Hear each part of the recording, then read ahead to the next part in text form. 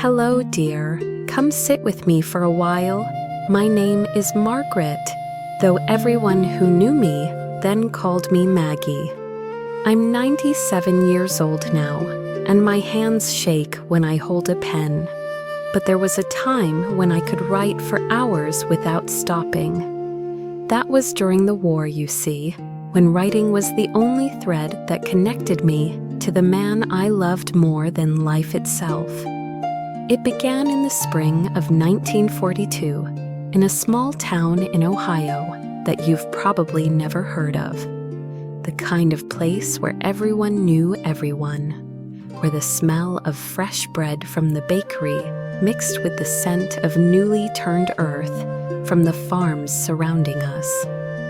I was 21 years old, working at my father's pharmacy on Main Street, measuring out medicines and wrapping packages in brown paper tied with string. That's where I first saw him, Thomas Anderson. He came in looking for aspirin for his mother, and I remember thinking he had the kindest eyes I'd ever seen. Brown, like warm honey in sunlight. He was tall, with dark hair that he kept trying to smooth down. The one piece always fell across his forehead. He wore a simple shirt and work pants, his hands calloused from helping his father at their farm just outside of town. "You're new at the counter," he said, and his voice was gentle, a little shy. "Not new exactly," I replied, measuring out the aspirin tablets. "I've been helping my father here since I was 16. But maybe you just never noticed me before." He smiled at that, and it transformed his whole face. "I notice you now," he said quietly. That was April. By June, we were inseparable. Thomas would finish his work on the farm and come into town, and we'd walk together down by the creek that ran behind the old mill. He told me about his dreams, how he wanted to expand the farm, maybe raise dairy cows alongside the crops. I told him about the books I loved to read, the poetry I wrote in secret, in a leather journal my grandmother had given me. The war felt distant then, like something happening in a story, not real life. But it was real, of course. Every week the newspaper brought more news, more battles, more names of boys from neighboring towns who wouldn't be coming home. One evening in late August, Thomas and I were sitting on the creek bank, our shoes off, feet dangling in the cool water. The sun was setting, painting the sky in shades of coral and gold. He was quiet, more quiet than usual, and I knew something was weighing on him. "Maggie," he finally said, taking my hand, "I enlisted today." The world seemed to stop. The crickets, the flowing water, my own heartbeat. Everything went silent for just a moment. "When?" I managed to ask. "I ship out in 3 weeks, basic training first, then overseas, probably Europe." I wanted to cry, to beg him not to go, but I knew it wouldn't change anything. So many boys from our town had already gone. Tommy Henderson, Bobby Richardson, the Walsh twins. It was Thomas's turn now. "Then we have 3 weeks, I said, squeezing his hand. "Let's not waste them being sad." Those 3 weeks were both the longest and shortest of my life. We spent every possible moment together. We drove out to the lake and went swimming. We danced to the radio in my parents' living room. We sat in the pharmacy after closing, eating ice cream and planning the life we'd have when he came home. The night before he left, he took me to dinner at the nicest restaurant in town. He wore his new uniform, and he looked so handsome it made my chest ache. After dinner, we walked to the town square, where a harvest moon hung low and golden in the sky. "Maggie," he said, reaching into his pocket. "I know we're young. I know the world is uncertain. But I've never been more certain of anything than this. He opened his hand and there was a ring, simple, delicate, with a small diamond that caught the moonlight. "Will you wait for me? Will you marry me when I come home?" I couldn't speak. I just nodded, tears streaming down my face as he slipped the ring onto my finger. We held each other there in the square under that harvest moon, and I tried to memorize everything, the way he smelled like soap and the farm and something uniquely him, the sound of his heartbeat against my ear, the feeling of being completely, perfectly loved. The next morning, I went with him to the train station. So many families were there, mothers clutching sons, wives holding husbands, children too young to understand why Daddy had to go away. The platform was a chaos of tears and forced smiles and brave faces. When Thomas's train was called, he cupped my face in his hands. "Write to me," he said, "every day if you can. Your letters will be what keeps me going." "I will," I promised, "every single day." One more kiss, and then he was climbing aboard. I stood on that platform long after the train disappeared around the bend, the ring on my finger feeling both heavy and light at the same time. That night, I sat at my small desk by the window and wrote my first letter. I told him about my day, about the customers at the pharmacy, about how my mother had made his favorite pot roast for dinner. Because she knew I needed comfort, I told him I loved him, that I was counting the days until he'd be home, that I was wearing the ring and thinking of him every moment. I sealed it with a kiss, pressing my lips to the envelope, leaving a faint mark from my lipstick. Then I walked it to the post office first thing in the morning, and so began our routine. Every single day, without fail, I wrote to Thomas. Sometimes the letters were long, pages and pages of everything I was thinking and feeling. Sometimes they were shorter, just a quick note to say I loved him, I missed him, I was thinking of him. But there was always a letter. His letters back came less regularly. The mail from overseas was slow, unreliable. Sometimes I'd get 3 letters in one day. Sometimes I'd wait 2 weeks with nothing. But when they came, oh, when they came, it was like Christmas morning. I'd recognize his handwriting on the envelope, and my heart would start racing.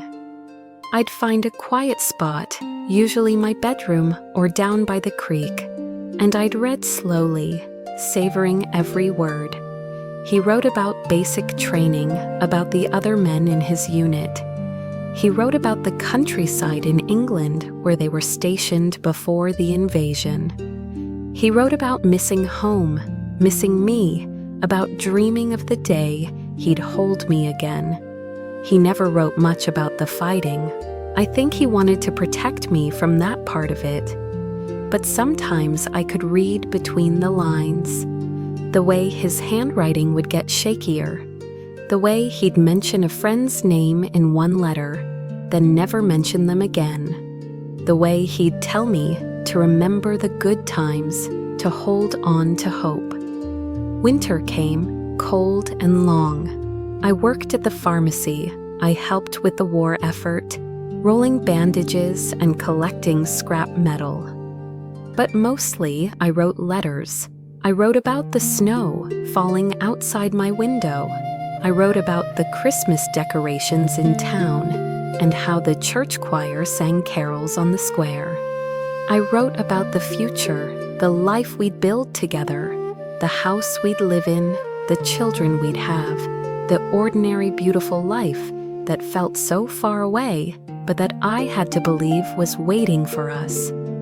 By February of 1943, I had a shoebox full of his letters, tied with a ribbon.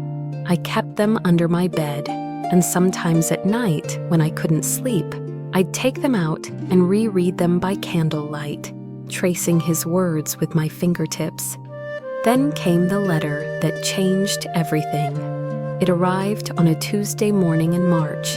The handwriting on the envelope wasn't Thomas's. My hands started shaking before I even opened it. Inside was a brief note from Thomas's commanding officer. Thomas had been wounded, shrapnel from an artillery shell. He was alive, but he was in a hospital in England, and the extent of his injuries was still being determined. More information would come when it was available.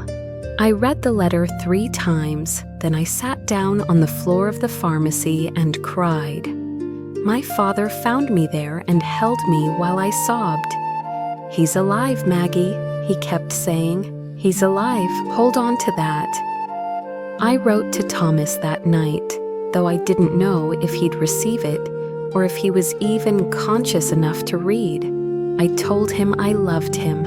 I told him to be strong. I told him I was waiting, would always be waiting, and that he had to come home to me. Days passed with no word, then a week, then 2. Every morning I'd rush to check the mail, and every morning there was nothing. The not knowing was worse than anything. Was he getting better? Was he in pain? Did he think of me? Then, finally, a letter. In his handwriting, shaky and uneven, but his. "My dearest Maggie," it began. And that letter, the one that came after weeks of silence and fear, was the beginning of the longest and most difficult chapter of our story. But it was also the chapter that taught me the true meaning of love, of faith, of holding on when everything in you wants to let go. "My dearest Maggie," the letter began, and even though the handwriting was shaky, uneven in a way it had never been before, it was his, it was Thomas, and he was alive. "I'm sorry I couldn't write sooner. The doctors say I'm lucky, and I suppose I am, though it doesn't feel that way right now. A piece of shrapnel caught me in the left shoulder and another in my leg. They've patched me up pretty well, though the shoulder still aches something fierce, especially when it rains, which is always, because this is England." I smiled through my tears at that. Even wounded, even in pain, he was trying to make me smile. "The worst part isn't the pain, Maggie. It's being here in this hospital bed, so far from you, not knowing when I'll see your face again. I keep your last letter folded in my shirt pocket. The nurses had to take it out during surgery, but they made sure I got it back. It smells like your perfume, like home, like everything good in this world. I think about you every moment, about our creek, our spot by the old mill, about dancing in your parents' living room, about that last night under the harvest moon. Those memories are what kept me going when things got dark. They still do. The doctor says I'll recover fully, though it will take time. A few months in the hospital here, then they'll reassess whether I can return to my unit or if I'll be sent home. Part of me wants desperately to come home to you right now, but another part feels like I need to finish what I started, to see this through with the men who've become like brothers to me. Write to me, my love. Tell me everything. Tell me about the pharmacy and your parents and the weather and what you had for breakfast. Tell me about the most ordinary things, because those ordinary things are what I'm fighting for. The right for us to have ordinary peaceful days together. I love you more than words can say. Yours always, Thomas. I must have read that letter 100 times. I slept with it under my pillow. I carried it with me to work. And I wrote back immediately, pouring out my relief, my love, my hopes for his recovery. The weeks that followed fell into a new rhythm. Thomas wrote when he could, usually every few days. His letters became longer as he healed, his handwriting steadier. He told me about the other men in the hospital ward. There was a young man from Georgia named Jimmy who played harmonica, a pilot from California named Robert, who told jokes that weren't quite funny but made everyone laugh anyway, a quiet sergeant from New York who read poetry and sometimes shared lines with Thomas that Thomas would then share with me. I wrote back with all the news from home. Mrs. Henderson's cat had kittens. The spring planting had begun on Thomas's family farm, and his father was managing well, though he missed Thomas terribly. The pharmacy was busy as always. I'd taken on extra shifts because we were short-handed, so many of the young men gone to war. I told him about the victory garden I'd planted in our backyard. Tomatoes, beans, carrots, about the scrap metal drive and how the whole town had come together. About the letters I'd received from other soldiers, friends of Thomas's who'd heard about us and wrote to say hello. To tell me Thomas talked about me constantly, that he carried my photograph everywhere. Spring turned to summer. Thomas's letters brought news of his slow but steady recovery. He was walking now, though with a slight limp. His shoulder had healed well enough that he could write without pain. The doctors were pleased with his progress. In July, he wrote to tell me he'd been cleared to return to duty. He was rejoining his unit, which was now stationed in southern England, preparing for operations in France. The invasion had happened in June, D-Day they called it, and the war was moving forward, slowly pushing the Germans back. I tried to be brave when I read that letter. I knew he felt he had a duty to fulfill, but I was terrified. He'd been safe in that hospital. Now he was going back into danger. "I have to do this, Maggie," he wrote. "I have to be there with the men who became my family, but I promise you I will be careful. I will come home to you. We have a life to build, remember? A house, children, all those ordinary beautiful days. I'm fighting for that, for us." The summer of 1944 was long and hot. I worked in the pharmacy during the day, tended my victory garden in the evening, and wrote to Thomas every night before bed. His letters came less frequently now. He was moving with his unit through France, and the mail was unreliable. But when they came, they were treasures. He wrote about the French countryside, surprisingly beautiful despite the devastation of war. About villages they'd helped liberate, where people came out waving flags and crying with joy. About sharing his rations with French children who looked at American chocolate like it was pure gold. About the weight of his rifle and the weight of what they were doing, trying to free a continent from tyranny. He wrote about fear too, though he tried to keep it light. About the sound of artillery that made him think of thunderstorms back home. About missing coffee that actually tasted like coffee. About dreaming of my pot roast and my mother's apple pie. And always, always, he wrote about coming home. About the life we'd have. He'd started adding details now, little things that made it feel more real.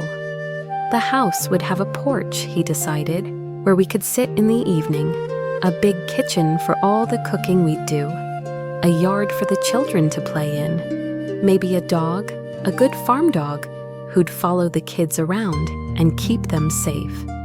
I added my own details in my letters back, flower boxes under the windows, a reading nook by the fireplace, a vegetable garden even bigger than the one I had now, Sunday dinners with both our families, holidays full of laughter and love. We were building a life in letters, brick by brick, word by word. And somehow that made it feel possible, even in the midst of war. Autumn came, and with it, harder news. The fighting in Europe was intensifying. The newspapers were full of names and numbers that were almost too big to comprehend. But I tried not to read them too closely. I focused instead on Thomas's letters, on his voice speaking to me across the miles. In October, he sent me a pressed flower. It was small, blue, slightly crushed from its journey. "I found this growing by the roadside," he wrote. "It reminded me of the wildflowers by our creek. I wanted you to have something I'd touched, something that connected us across this distance." I pressed it into my journal, on the same page where I'd written the poem I'd composed the night he proposed. It's still there, 75 years later, faded but precious. November brought rain and cold. Thomas wrote about mud, about being wet and tired, but his spirits remained strong. "We're making progress," he wrote, "real progress. The end feels possible now, not just a dream. Hold on, my love, I'm coming home to you." December arrived, and with it, preparations for Christmas. The town looked festive despite the war, or perhaps because of it. People needed hope, needed something to celebrate. The pharmacy's front window had a small tree decorated with homemade ornaments. Church bells rang every Sunday. Carols played on the radio. I sent Thomas a Christmas package in early November, hoping it would reach him in time. Cookies that I hoped wouldn't crumble, warm socks, a small photo album I'd made with pictures of home, of his family, of me. A letter telling him that my Christmas wish was simply this: that he'd be safe, that he'd come home, that we'd have all the Christmases to come together. Christmas Eve came, and I attended midnight service with my parents. The church was full, and as we sang Silent Night, I thought about all the boys overseas, all the families waiting, all the empty chairs at Christmas tables. I prayed for peace, for safety, for Thomas. When we got home, there was a telegram waiting at the door. My mother saw it first. She picked it up with trembling hands, and I knew. Everyone knew what telegrams meant during the war. They brought the news no one wanted to receive. "It's addressed to you, Maggie," she said softly. I took it, and my hands were shaking so badly I could barely open it. My father stood beside me, his arm around my shoulders, and my mother held my hand. Together, we read the words that would change everything. Thomas Anderson missing in action. Stop last seen December 18th. During operations near Luxembourg, stop further information will be provided as available stop. Missing in action. Not killed, not wounded, missing. I don't remember much about the rest of that night. I remember sitting down, though I don't remember my legs giving out. I remember my father catching me. I remember my mother crying. I remember staring at the telegram, reading it over and over, as if the words might change if I looked at them enough times. Missing didn't mean dead. Missing meant there was still hope. Missing meant he could be found. I held on to that. I had to. The days after Christmas blurred together. I went through the motions. I got up, got dressed, went to work. I smiled at customers and filled prescriptions and wrapped packages. But inside, I was somewhere else, somewhere dark and cold, waiting. I still wrote to Thomas every night. I didn't know if he'd ever receive the letters, but I couldn't stop. It was the one thing that made me feel connected to him, the one thing I could do. So I wrote about my day, about the weather, about how much I loved him and needed him to come home. I wrote about the house we'd live in and the life we'd build. I wrote about faith and hope and holding on. I sealed each letter and addressed it to his unit, though I knew they likely wouldn't reach him. But I couldn't stop. Stopping felt like giving up. And I would never give up on Thomas. New Year's came, 1945. A new year that I'd hoped would bring peace, that would bring Thomas home. Instead, it brought only silence, no more letters, no more telegrams, just waiting, endless waiting, while the world kept turning and the war kept raging, and I kept writing letters that went unanswered. My mother worried about me. My father tried to stay optimistic. Missing doesn't mean gone, he'd say. He's out there somewhere, Maggie. He'll find his way back. I wanted to believe him. Some days I could. Other days, the fear was overwhelming. And I'd lie in bed at night, crying into my pillow, terrified that I'd never see Thomas again, that I'd never know what happened, that I'd spend the rest of my life waiting for someone who was never coming home. But then morning would come, and I'd get up. I'd put on Thomas's ring.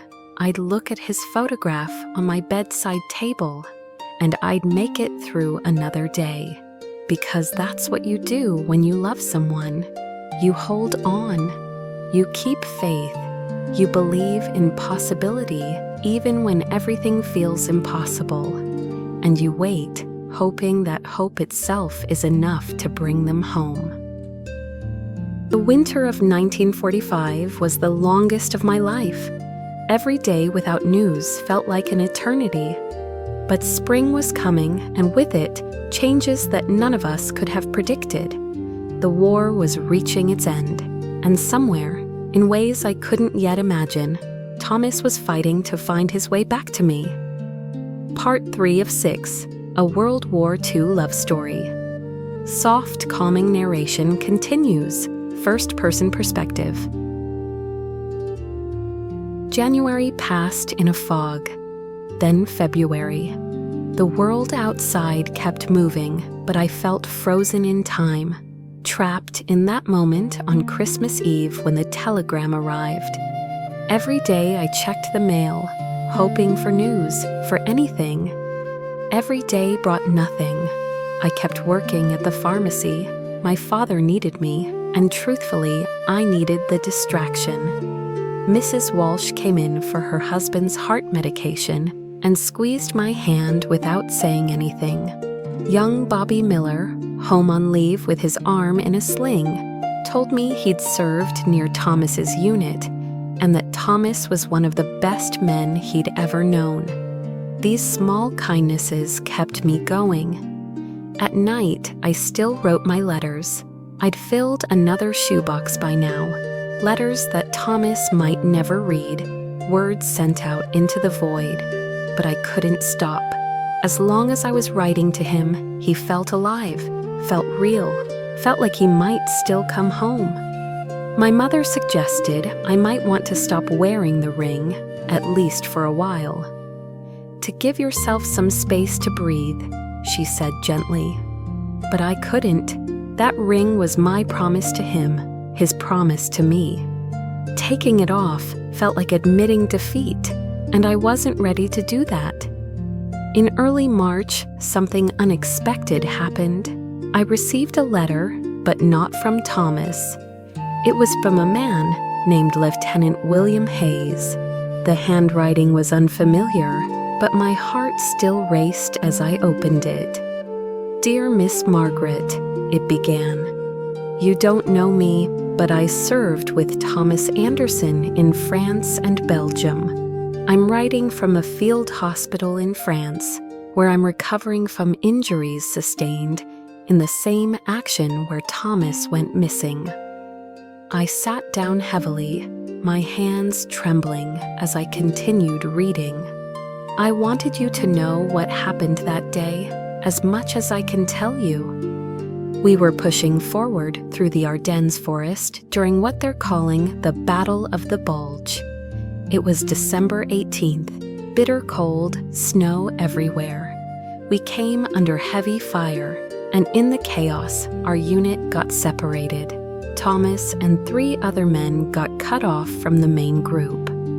I was one of the last people to see him. He was alive and unhurt when I last saw him, moving toward cover in the tree line. He was helping carry a wounded private, refusing to leave the man behind.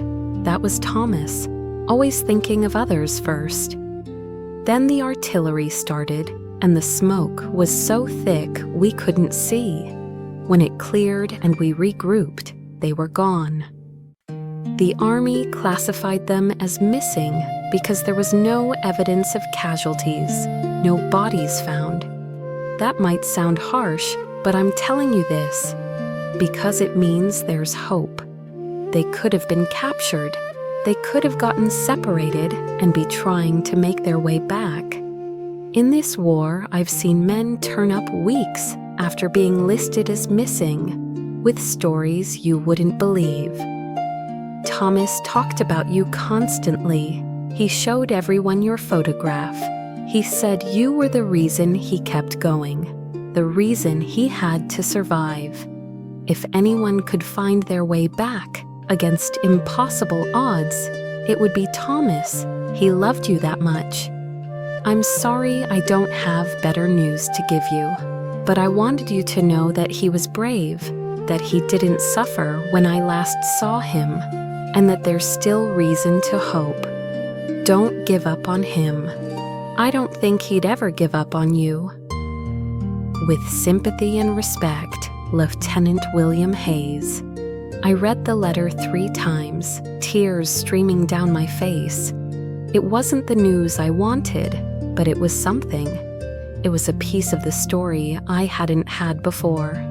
And Lieutenant Hayes was right. There was still hope. Thomas could be out there somewhere. He could be alive. That night, I wrote another letter to Thomas, telling him about Lieutenant Hayes's letter, telling him I believed he was alive, that I was waiting, that he needed to find his way back to me. I sealed it and mailed it the next morning, sending it to his unit address, even though I knew it probably wouldn't reach him. But I had to keep trying. Spring arrived slowly that year. The snow melted, revealing the brown earth beneath. The trees began to bud. My victory garden needed planting again, and I threw myself into it, turning the soil, planting seeds, nurturing new life even while so much death surrounded us. The newspapers brought news of Allied advances. The Germans were being pushed back on all fronts. Everyone said the war would be over soon, maybe by summer. President Roosevelt spoke on the radio about the coming peace, about rebuilding, about hope for the future. In April, the news came that President Roosevelt had died. The whole nation mourned. I remember sitting in the pharmacy, listening to the announcement on the radio, and feeling like even our leaders weren't immune to the losses this war had brought. Vice President Truman took over, and the war pushed on. Then, on May 8, 1945, it finally happened. Victory in Europe. VE Day. The war in Europe was over. The town erupted in celebration. Church bells rang. People poured into the streets, hugging and crying and laughing. The pharmacy closed early, and everyone gathered in the town square. There was music and dancing, and for a few hours, it felt like all the darkness of the past 4 years had lifted, but I couldn't fully celebrate. Thomas was still missing. The war ending didn't bring him back. All around me, people were rejoicing that their loved ones would be coming home, and I was happy for them, truly. But my own joy was tempered by the not knowing, by the waiting that still stretched ahead of me. That night, I walked down to the creek, to our spot by the old mill. I sat where Thomas and I used to sit, my feet in the cool water, and I let myself cry. I cried for Thomas, for all the boys who wouldn't be coming home, for the years we'd lost, for the uncertainty that still plagued me. And then, when the tears were done, I looked up at the stars and made a promise. I would wait. However long it took, whatever happened, I would wait. Because that's what love meant. It meant believing even when belief seemed foolish. It meant holding on even when everything told you to let go. The weeks after VE Day were strange. The war in the Pacific was still ongoing, but Europe was free. Slowly, soldiers began coming home. I'd see them in town, reuniting with their families, and I'd feel a mix of happiness for them and ache for myself. Thomas's parents came to visit me one evening in late May. His mother looked so much older than I remembered, worn down by worry. His father's shoulders were stooped, his face lined with grief. We sat in my parents' living room, drinking tea that nobody really wanted. "We haven't given up," his mother said, taking my hand. "But we wanted you to know. If you need to move on, if you need to, we would understand. Thomas would understand."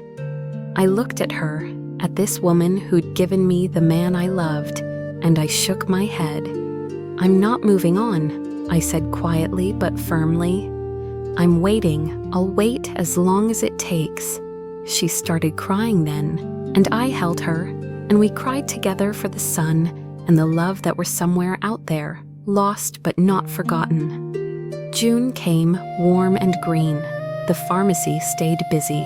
Life went on, as it always does. I turned 24 on June 15th. My parents made a cake, and we had a quiet celebration. I made a wish as I blew out the candles, the same wish I'd been making for months, that Thomas would come home. July brought brutal heat. I worked in the garden in the early mornings and late evenings when it was cooler. The tomatoes were thriving, the beans climbing their poles. I'd harvest them and can them, making preserves for a future that I prayed would include Thomas. One afternoon in mid-July, I was working in the pharmacy when a man in uniform walked in. My heart leaped. It always did when I saw uniforms now. But it wasn't Thomas. It was Lieutenant Hayes. I recognized him from the photograph he'd included with his letter. "Miss Margaret?" he asked, and I nodded. "I'm Bill Hayes. I wrote to you a few months back." "I remember," I said. "Thank you for that letter. It meant more than you know." He nodded, looking uncomfortable. "I'm on my way home to Pennsylvania, but I wanted to stop here first. I have something for you." He reached into his jacket and pulled out a small worn notebook. "This is Thomas's journal. He kept it in his pack. After we got separated, I went back to look for them once the area was secure. I found his pack in the woods, near where we'd last seen them. The journal was in it. My hands were shaking as I took it. The leather was stained and water damaged, but it was Thomas's.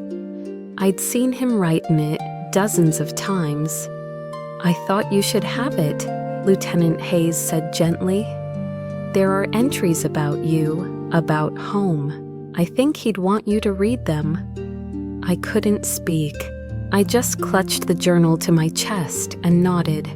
Lieutenant Hayes stayed for a cup of coffee, told me a few stories about Thomas, funny ones that made me laugh through my tears. Then he left, continuing his journey home.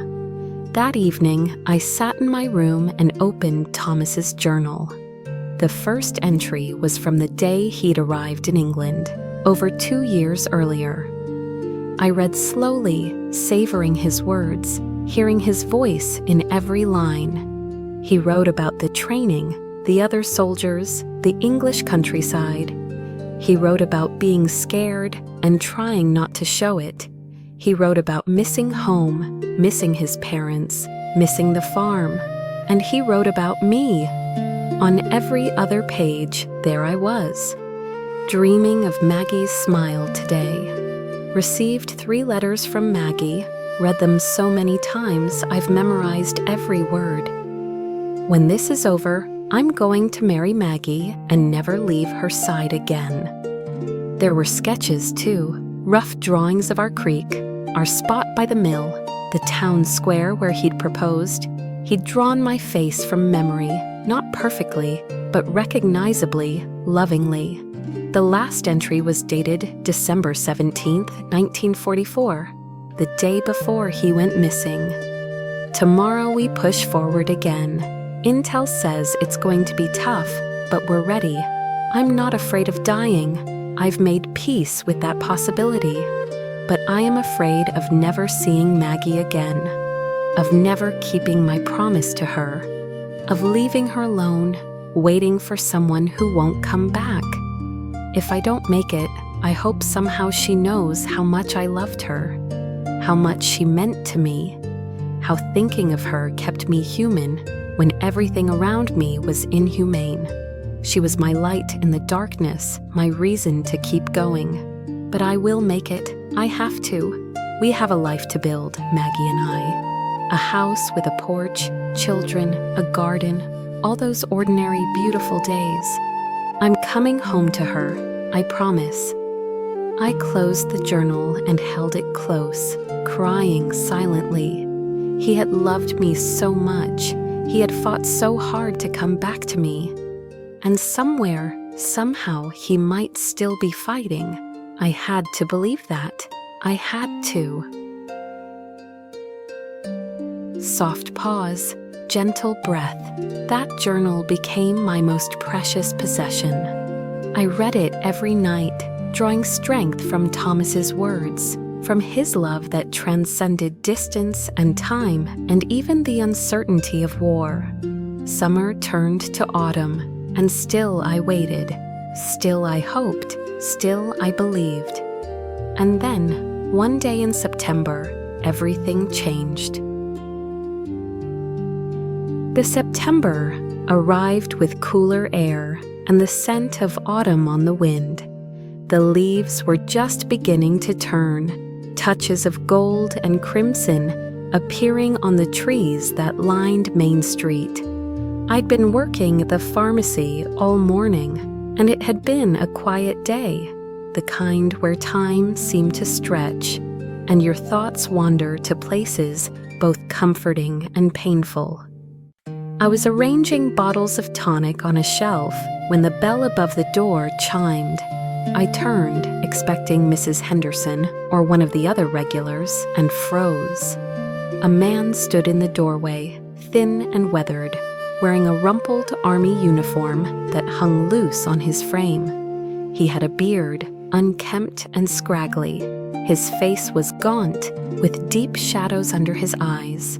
He looked like he'd walked through hell and barely made it out. But those eyes, even exhausted, even haunted, I knew those eyes. Thomas?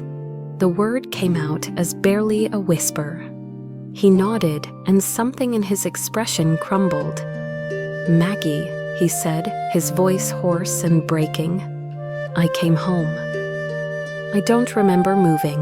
One moment I was behind the counter, the next I was in his arms, and he was holding me so tight I could barely breathe. And I was crying and laughing and saying his name, over and over, like a prayer finally answered. He was shaking, his whole body trembling. And I realized he was crying too, silent tears streaming down his face into my hair. We stood there in the doorway of the pharmacy, holding each other, while the world spun around us and nothing else mattered except this moment, this impossible, miraculous moment. My father came out from the back room and stopped short. "Thomas," he breathed, and then he was there too, his hand on Thomas's shoulder, his own eyes wet. "Welcome home, son, welcome home." We closed the pharmacy early. My father drove us to my house, where my mother took one look at Thomas and immediately started crying and fussing over him, ushering him inside, asking if he was hungry, if he needed anything, already heading to the kitchen to prepare food. Thomas sat at our kitchen table, and I sat beside him, holding his hand, afraid that if I let go, he might disappear, that this might all be a dream. He looked so different from the young man who'd left 3 years ago. Thinner, older, marked by experiences I couldn't yet imagine. But he was here, he was real, he was home. My mother set a plate of food in front of him: bread, butter, cold chicken, vegetables from our garden. He stared at it for a moment, then looked up at her with such gratitude it made my heart ache. "Thank you, Mrs. Cooper," he said quietly. I haven't seen food like this in a long time." He ate slowly, carefully, like someone who'd forgotten what it was like to have enough. We didn't push him to talk. We just sat with him, present and quiet, letting him take his time, letting him come back to us at his own pace. After he'd eaten, after my mother had poured him coffee, and he'd wrapped his hands around the warm mug like it was precious, he finally began to speak. "I'm sorry," he said first, looking at me. "I'm sorry I made you wait. I'm sorry I didn't find a way to get word to you sooner." "You're here," I said, squeezing his hand. "That's all that matters." He nodded, but I could see the guilt in his eyes, the weight of everything he'd been through. "After we got separated that day in December," he began, his voice low and measured, "we tried to find our way back to our lines, but the Germans had pushed forward, and we were behind enemy lines. The 4 of us, me, Private Cooper, Sergeant Thomas, and a kid named Danny who was only 19, we had to hide, to move at night, to avoid patrols." He paused, taking a sip of coffee, gathering his strength to continue. "We made it about 2 days before the Germans found us. They took us prisoner, put us in a POW camp in Germany. It was rough, cold, never enough food, hard labor. But we survived. We held on to each other, kept each other going." My mother had her hand over her mouth, tears streaming down her face. My father stood behind Thomas's chair, his hand on Thomas's shoulder, steady and solid. "When the war ended in May," Thomas continued, "the camp was liberated by Allied forces, but I was sick by then, pneumonia, malnutrition. They took us to a hospital, and I was there for months, recovering. I tried to get word out, but everything was chaos. So many displaced people, so many trying to get home or find family. The mail systems weren't working right. Communications were a mess. As soon as I was strong enough to travel, they put me on a ship home. I got to New York 2 weeks ago, then had to go through processing, debriefing, medical evaluations. I tried to call, but the phone lines were always busy, and I just wanted to get here. I wanted to see you. So the moment they cleared me, I got on a train and came straight here." He looked at me then, really looked at me, his eyes searching mine. "I got your letters," he said softly. "Not all of them, but some found their way to me, even in the POW camp. The Red Cross managed to deliver some mail. Your words kept me alive, Maggie. When I had nothing else, I had your letters. I read them until they fell apart, until I had them memorized. They reminded me what I was fighting to get back to." I was crying again, but these were different tears.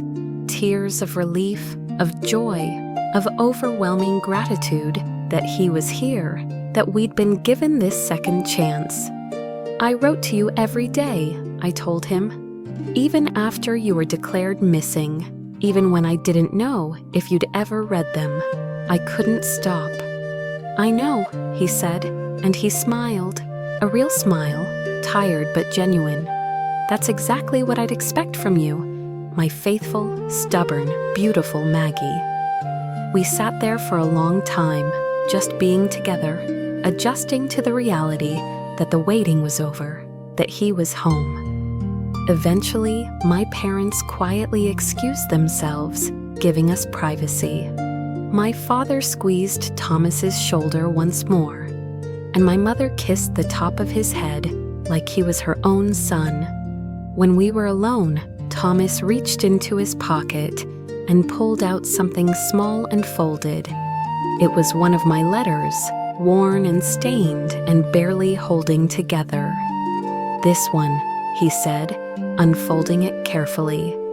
"This is the one that got me through the worst days. You wrote it in December, right before I was captured. It's about hope, about believing in things you can't see, about faith."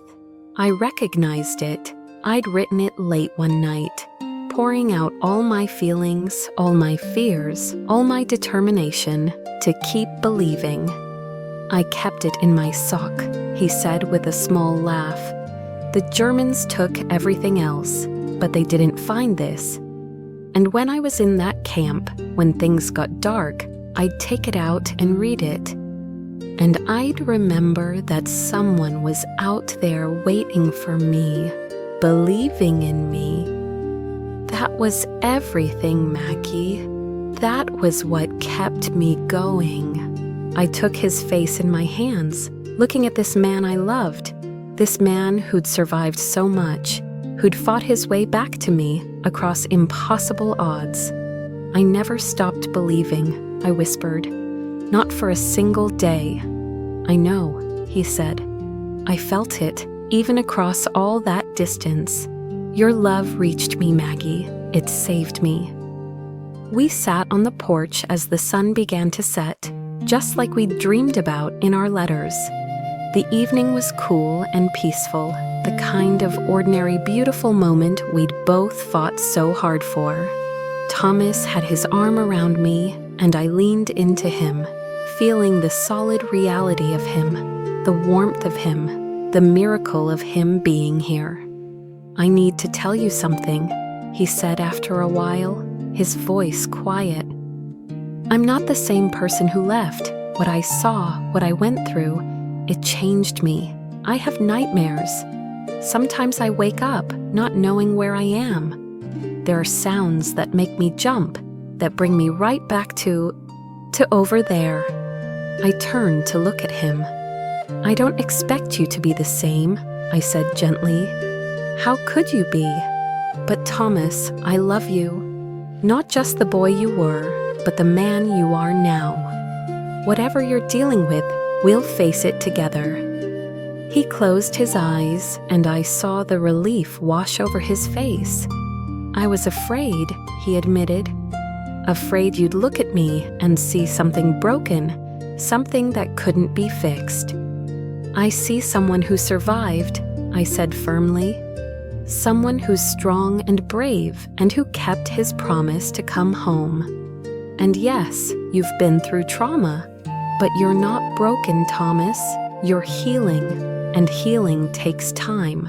I'm not going anywhere. I waited this long. You think I'm going to leave now?" He laughed, a real laugh this time, and pulled me closer. "God, I missed you," he said. "Not just being with you, but this, your strength, your certainty, your ability to see the good even in the dark situations. We bring out the best in each other," I said. "That's what love does." We sat in comfortable silence for a while, watching the sky turn from orange to pink to purple. Somewhere down the street, a dog barked. A car drove by. The ordinary sounds of an ordinary evening in an ordinary town. The kind of evening we'd dreamed about in hundreds of letters. "So," Thomas said eventually, and I could hear the smile in his voice. "We had some plans, didn't we? A house with a porch, a garden. maybe some kids. And a dog, I added. Don't forget the dog. Right, the dog. He was quiet for a moment, then said, I don't have much money saved. The army pay wasn't exactly generous. And I'll need to figure out work, help my father with the farm, get back on my feet. It might take a while before we can afford all those dreams. I turned to face him fully. Thomas Anderson, I don't care if we live in a one-room shack and eat beans every night. I don't care if it takes us 50 years to build that dream house. What matters is that we're together, that we get to build a life, whatever that life looks like. The details don't matter. You matter. Us together, that's what matters. He looked at me with such love, such tenderness, that it took my breath away. How did I get so lucky? He asked softly. To have someone like you waiting for me? We're both lucky, I said, because we found each other, because we held on, because love won. He kissed me then, gently, sweetly, like it was our first kiss and our 1,000th kiss all at once. And in that moment, everything felt possible. The future stretched ahead of us, unknown and uncertain, but ours to build together. When should we get married? He asked, his forehead resting against mine. Tomorrow, I said immediately, and we both laughed. Your mother would kill us if we didn't give her time to plan properly, he pointed out. Fine, I conceded. Next month then. I've waited 3 years. I don't want to wait much longer. Next month, he agreed. October, the leaves will be beautiful. We started making plans right there on the porch, talking quietly as the stars came out overhead. Small wedding, just family and close friends. Simple ceremony at the church, reception at the community hall. My mother would make the cake, his mother would make her famous roast.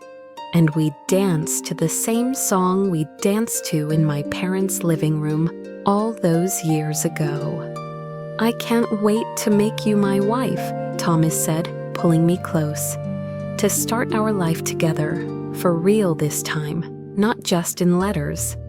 I can't wait to be your wife, I replied. To wake up next to you every morning. To build all those ordinary days we dreamed about. The night grew cooler, and eventually we went inside.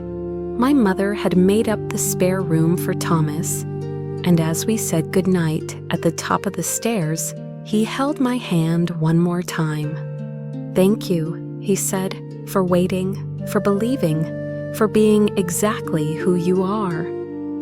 Thank you for coming home, I replied, for surviving, for fighting your way back to me. He kissed my forehead, and then we parted, going to our separate rooms. But unlike all those nights during the war, this time I fell asleep smiling, knowing that he was just down the hall, that he was safe, that he was home.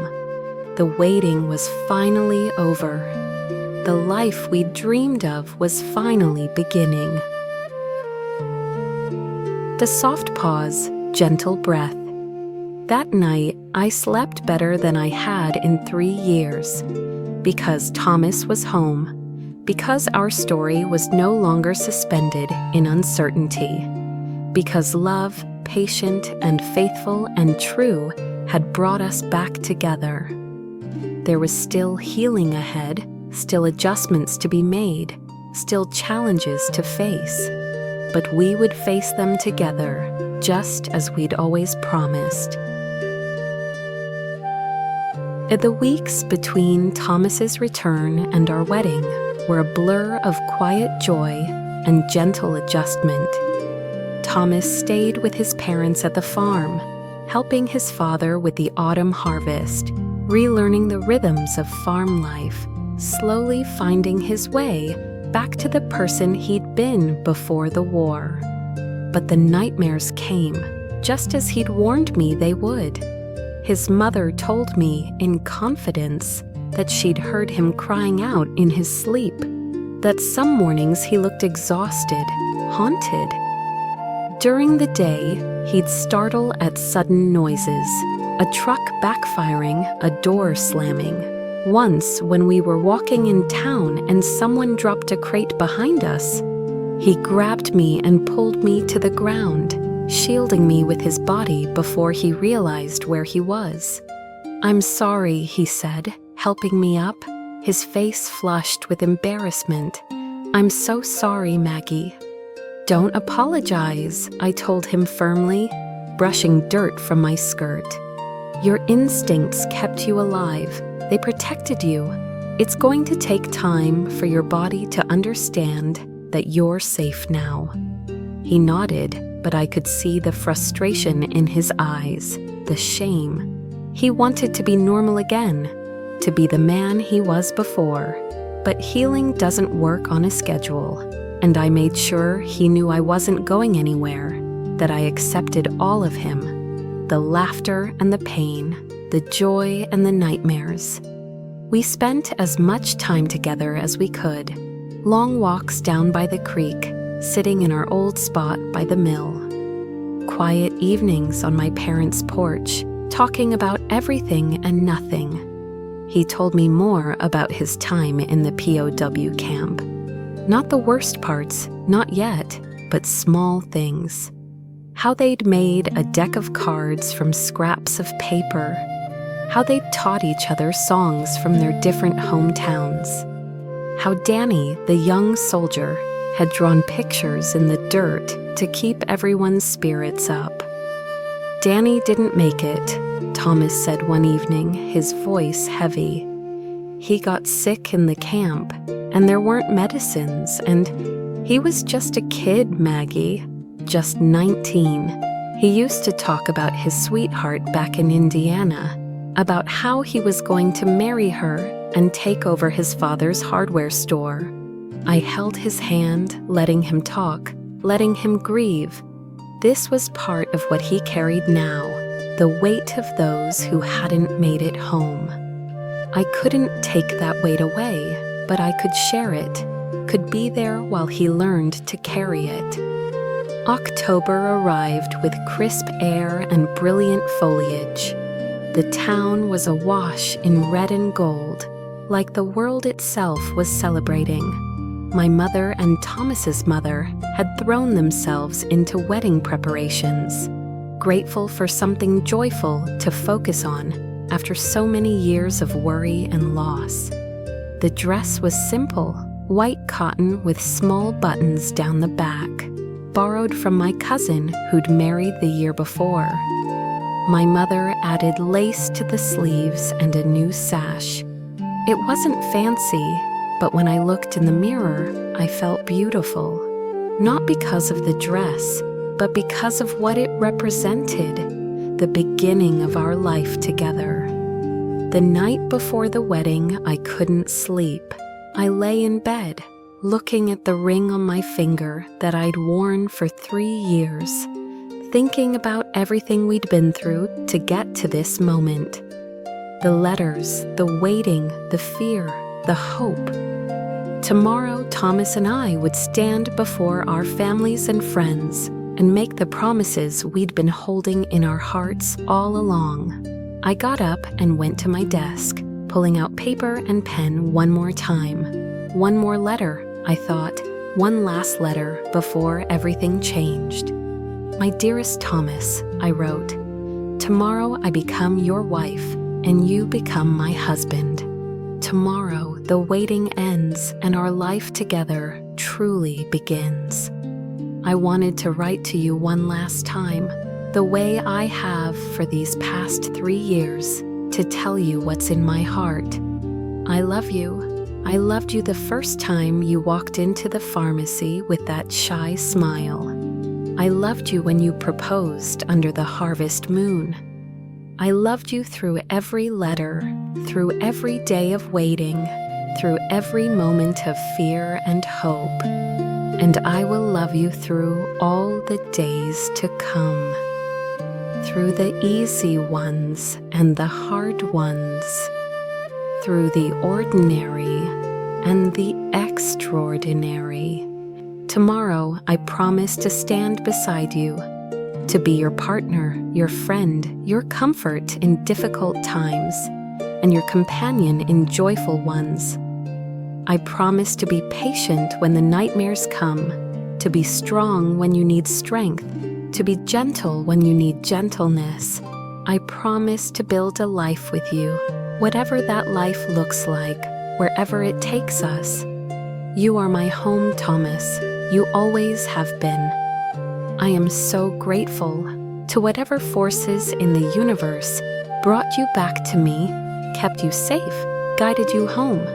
Tomorrow is the beginning of everything we dreamed about. I can't wait. All my love, always and forever, Maggie. I sealed the letter and decided I'd give it to him in the morning before the ceremony. One last letter to mark the end of one chapter and the beginning of another. The wedding day dawned clear and bright, the kind of perfect October day that makes you believe in blessings. The church was filled with flowers from our gardens, chrysanthemums and asters in deep golds and purples. The pews were packed with everyone we'd grown up with, everyone who'd prayed for Thomas's safe return, everyone who'd waited alongside us. In the small room off the sanctuary, my mother helped me into my dress, her hands trembling slightly as she fastened the buttons. "You're so beautiful, sweetheart," she said, tears in her eyes. "Your father and I are so happy for you. Thomas is a good man. You two are going to have a wonderful life together." "Thank you, Mama," I said, hugging her carefully so as not to wrinkle the dress. "For everything, for supporting me, for never giving up hope, for loving Thomas like he's your own son." There was a knock at the door, and my father poked his head in. "There's someone here to see you, Maggie," he said with a knowing smile. Thomas stepped into the room, and my mother gasped, "Thomas, you can't see the bride before the ceremony. It's bad luck." But Thomas smiled. "Mrs. Cooper, with all due respect, Maggie and I have survived 3 years of war, separation, and near impossible odds. I don't think seeing each other a few minutes early is going to bring us bad luck." My mother laughed through her tears and left us alone, pulling my father out with her and closing the door. Thomas looked at me, and his eyes filled with tears. "Maggie," he breathed, You clean up pretty well yourself," I said, taking in his dress uniform, the way he'd combed his hair, the slight tremble in his hands that told me he was as nervous and excited as I was. I handed him the letter. "I wrote you one more," I said. "I thought you might want to read it before we go out there." He opened it carefully, reading slowly, and I watched his face as he took in my words. When he finished, he folded it carefully and put it in his pocket, right over his heart. "I'm going to keep this forever," he said, "along with all the others, so when we're old and gray, I can take them out and remember exactly how we got here." "I kept all of yours too," I told him, "every single one." He took my hands. "I have something for you too," he said. He reached into his other pocket and pulled out a small box. Inside was a ring, simple, gold, with a delicate engraving of flowers around the band. "It's not much," he said. "I used what I'd saved and worked some extra hours at the farm, but I wanted you to have something new, something that's just ours for today." I held out my hand and he slid it onto my finger, next to the engagement ring I'd worn for 3 years. It fit perfectly, like it had been made just for me, which, in a way, it had been. "It's beautiful," I whispered. "Perfect." He kissed me then, softly, sweetly. "I can't wait to marry you," he said against my lips. "Then let's not wait any longer." The ceremony was simple and perfect. I walked down the aisle on my father's arm, but my eyes were only for Thomas, standing at the altar in his uniform, looking at me like I was the answer to every prayer he'd ever prayed.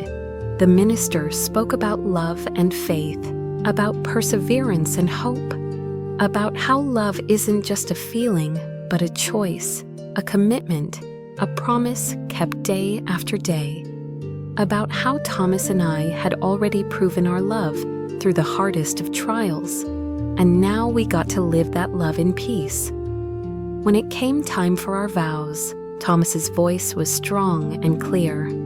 I, Thomas, take you, Margaret, to be my lawfully wedded wife.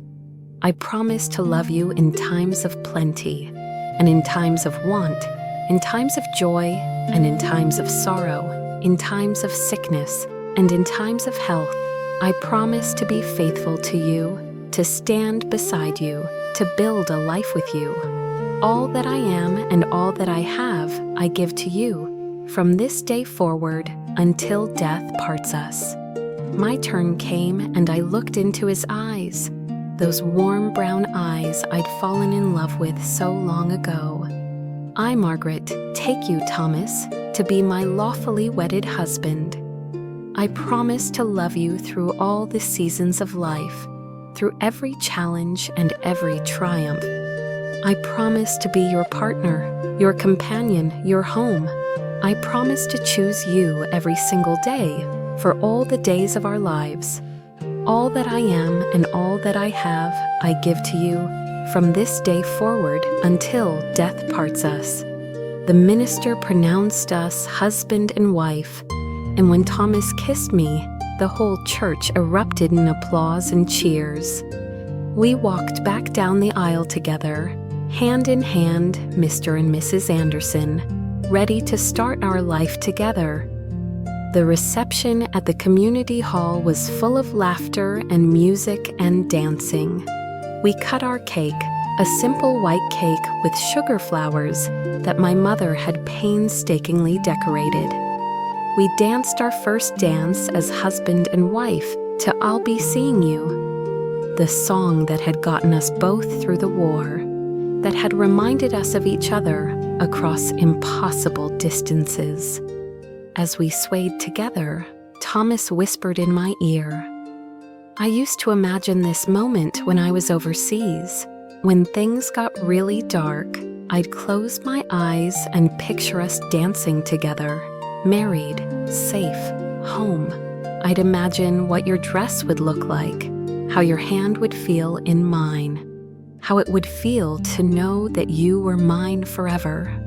And how does it compare to what you imagined? I asked.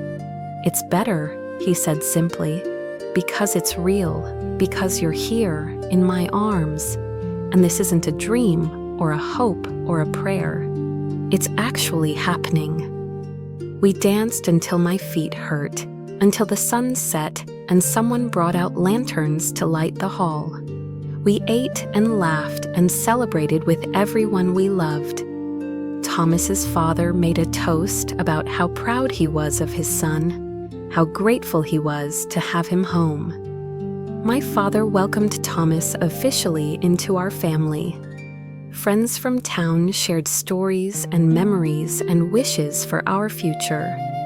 As the evening wound down, Thomas and I slipped away from the celebration.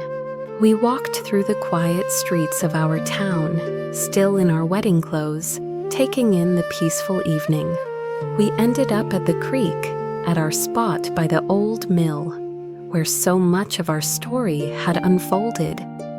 We did it, I said, leaning against him. We made it.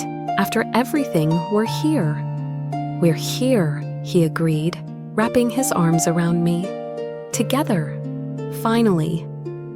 We stood there in comfortable silence, listening to the water flowing over the rocks, to the crickets singing their evening song, to the rustle of leaves in the October breeze.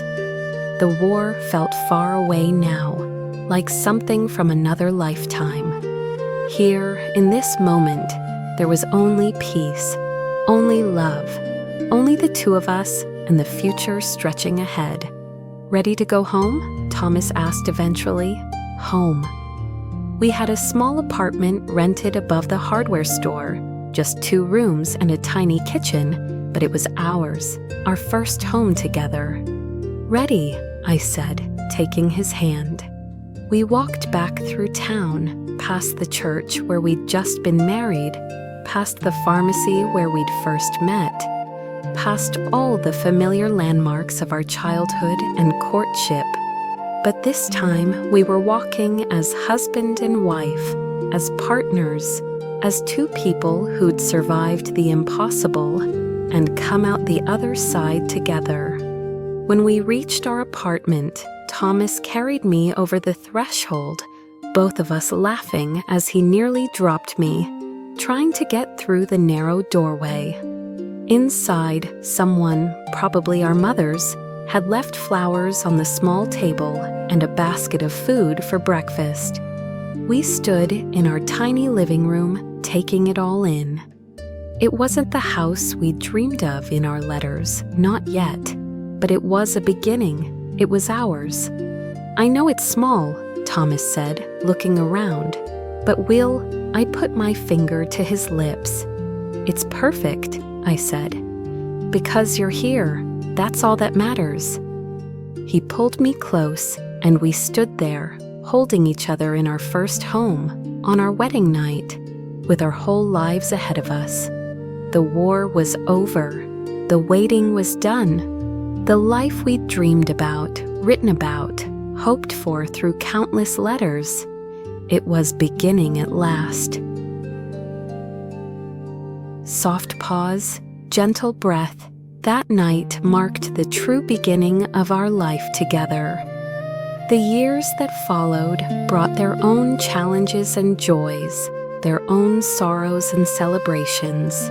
But we faced them together, just as we'd promised. And the foundation we'd built through letters, through faith, through love that refused to give up, that foundation held strong through everything. The years unfolded gently after that October wedding, like pages turning in a well-loved book. Our tiny apartment above the hardware store became our first real home, where we learned the rhythms of married life, the morning coffee routine, the way Thomas liked his eggs, how I'd hum while washing dishes, the sound of his footsteps coming up the stairs at the end of each day. Thomas worked hard, splitting his time between helping his father on the farm and taking shifts at the lumber mill in town. I continued at the pharmacy, though we both knew it was temporary. We were saving penny by penny for the house we'd dreamed about. The one with the porch and the big kitchen and the yard for children to play in. The nightmares didn't disappear overnight. Some nights I'd wake to find Thomas sitting by the window, staring out at the darkness, his face haunted by memories I could only partly understand. I'd go to him, sit beside him, hold his hand, and wait. Sometimes he'd talk about what he'd seen. Sometimes he'd just lean against me in silence. Either way, I was there. "I'm sorry," he'd say. "I know this isn't what you signed up for." "I signed up for you," I'd always reply. "All of you. This is part of who you are now, and I love you. We'll get through this together." And slowly, month by month, the nightmares came less frequently. The sudden startling at loud noises began to fade. Thomas began to laugh more easily, to relax into the peace of our ordinary days. Healing takes time, but it does happen, especially when you're not facing it alone. In the spring of 1947, we got news that changed everything. I was pregnant. We were going to have a baby. Thomas cried when I told him. He held me and cried tears of pure joy. And when he could finally speak, he said, "A baby. We're going to have a baby. Maggie, we're going to be parents." "We are," I said, laughing and crying with him. "Our family is growing." That pregnancy was full of hope and preparation. Thomas worked extra hours, determined to save enough for a down payment on a house before the baby came. My mother knitted tiny sweaters and blankets. Thomas's mother brought over the cradle that Thomas himself had slept in as a baby. We moved into our house in August, just a month before the baby was due. It wasn't the big house we'd dreamed of, not yet, but it was ours. 3 small rooms, a modest kitchen, and yes, a front porch where we could sit in the evenings. Thomas had negotiated with the bank using his veterans' benefits, and we'd managed to buy it outright. "It's perfect," I said, standing in the empty living room, one hand on my swollen belly. "It's exactly what we need." "For now," Thomas said, coming up behind me and wrapping his arms around me. "But someday, when we've saved more, we'll add on. More bedrooms for more children. That big kitchen you want. Everything we talked about." Our daughter was born in September 1947, just as the leaves were beginning to turn again.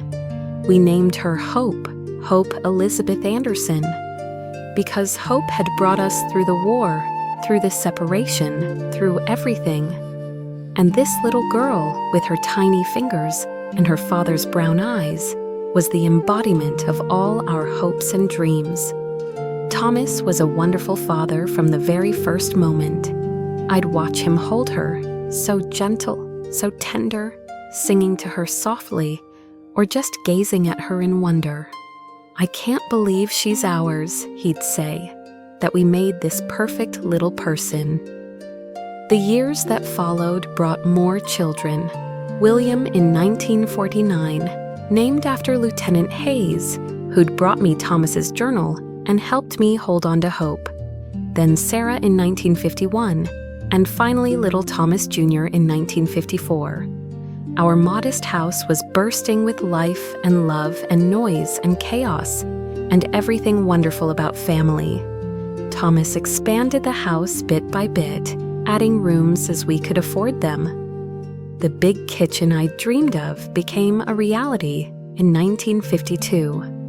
The extra bedrooms came gradually over the years, and through it all, that front porch remained, where Thomas and I would sit in the evenings after the children were in bed, holding hands, talking about our days, grateful for the ordinary beauty of it all. Thomas's father passed in 1956, and Thomas took over the farm. We moved out there with our children, and suddenly we were living the life Thomas had talked about all those years ago. Raising crops and children, working the land, building something lasting. The children grew up surrounded by love and stability. They knew their father had served in the war, had been a hero, but Thomas rarely talked about the details. He wanted their childhoods to be about peace, not war, about building, not destruction, about hope, not fear.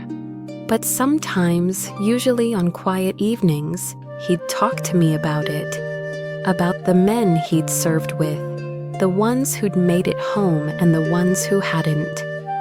We'd get letters occasionally from other veterans, and Thomas would write back, maintaining those connections, that brotherhood forged in hardship. We grew older together, Thomas and I. Gray appeared in his dark hair, then in mine. Lines formed around our eyes, from laughter, from worry, from all the years of living. Our children grew up and moved away, building their own lives. Hope became a teacher. William took over the farm. Sarah became a nurse. Thomas Jr. went to college and became an engineer. We became grandparents, then great-grandparents.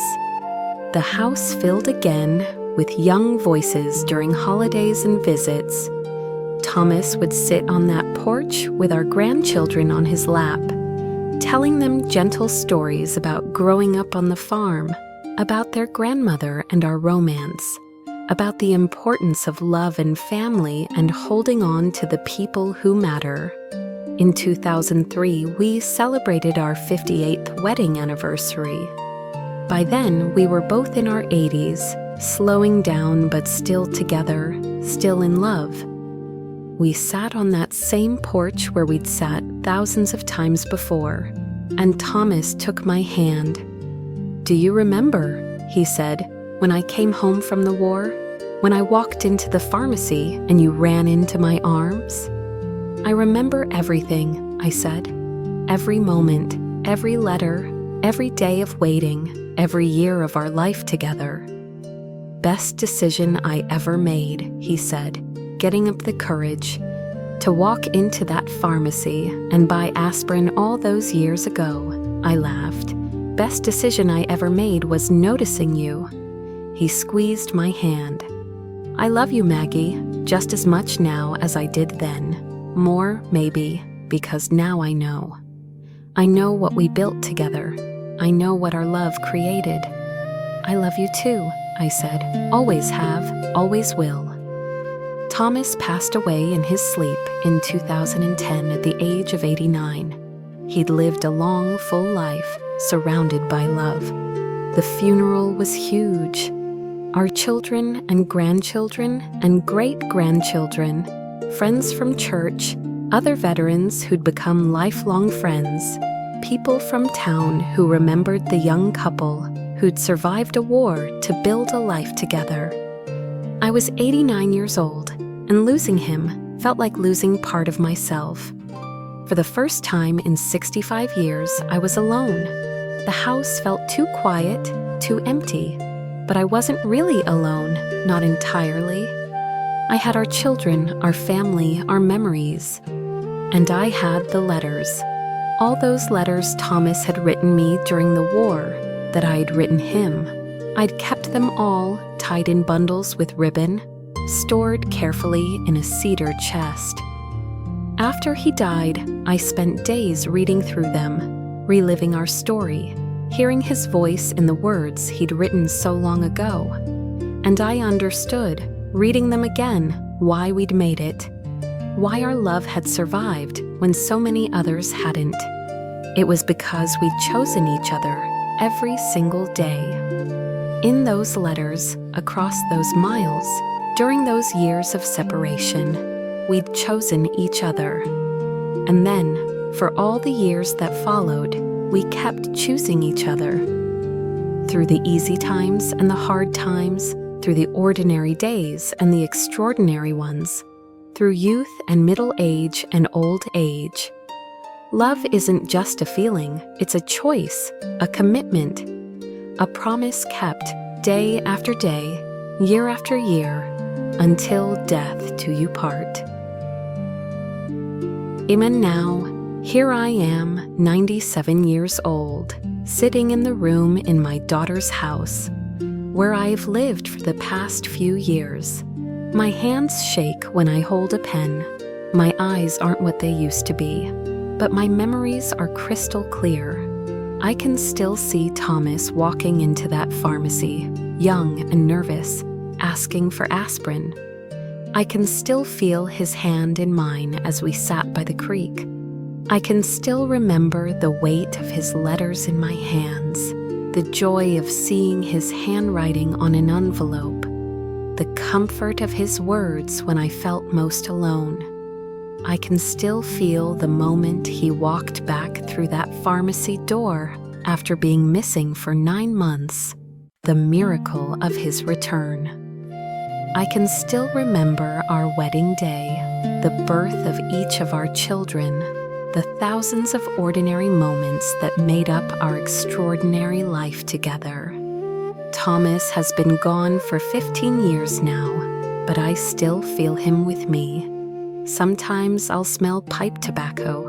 He used to smoke a pipe on the porch in the evenings, and I'll turn, expecting to see him there. Sometimes I'll wake up at night and reach across the bed, forgetting for just a moment that I'm alone. sometimes I'll be telling a story to my great-great-grandchildren, and I'll say we instead of I, because even now, I still think of us as a we.